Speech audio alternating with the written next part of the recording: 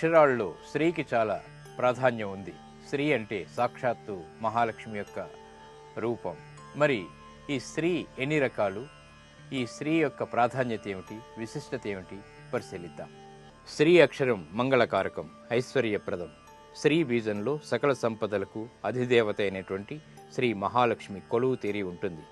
సర్వశుభకరమైనటువంటి శ్రీ అక్షరం సమస్త శుభాలకు చిహ్నమైనది. వేదాలు శ్రీకార ప్రాముఖ్యాన్ని ఘనంగా కీర్తించాయి.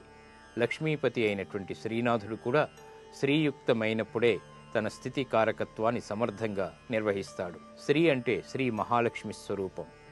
సత్వగుణం సంపన్నుడు, సర్వలోక రక్షకుడైనటువంటి శ్రీ మహావిష్ణువుని శ్రీ సదా ఆశ్రయించి ఉంటుంది. శ్రీ అనేటువంటి అక్షరం ష, రా, ఈ అనేటువంటి శబ్దాల సమన్వితం. మంత్రశాస్త్ర ప్రకారం ష అంటే ఆనందం, రా అనగా తేజస్సు, ఈ అనగా లక్ష్మి. కాబట్టి శ్రీ అంటే ఆనంద తేజస్ సంపదలు. ఇవి అమ్మవారి ప్రతిరూపం, పరబ్రహ్మ సచ్చిదానంద రూపం. శ్రీకారంలో సి అనేటువంటి రూపం సమస్త సృష్టి అయితే, సి కింద ఉన్నటువంటి క్రావడి సకల సృష్టిని రక్షించేటువంటి జగన్మాత రూపం. శ్రీ సూక్తం శ్రీ మహాలక్ష్మి దివ్య వైభవాన్ని ఘనంగా స్తుతిస్తుంది.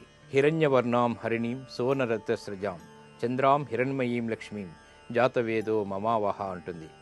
ఆశ, శ్రద్ధ, ధృతి, కాంతి, విజయం, వినయం, సహనం అనేవి సప్తశ్రీలుగా భావిస్తారు. పురోగ అనేది 8వ స్త్రీ స్వరూపం. ఇది ఐశ్వర్యలక్ష్మి సంకేతం. ఈ అష్టస్త్రీలు స్థిరంగా మనలో ఉండాలంటే శ్రీలక్ష్మిని సదా ఉపాసించాలి. తద్వారా సకల సంపత్తులు మనకి ఏర్పడతాయి. అది శ్రీకారం యొక్క విశిష్టత.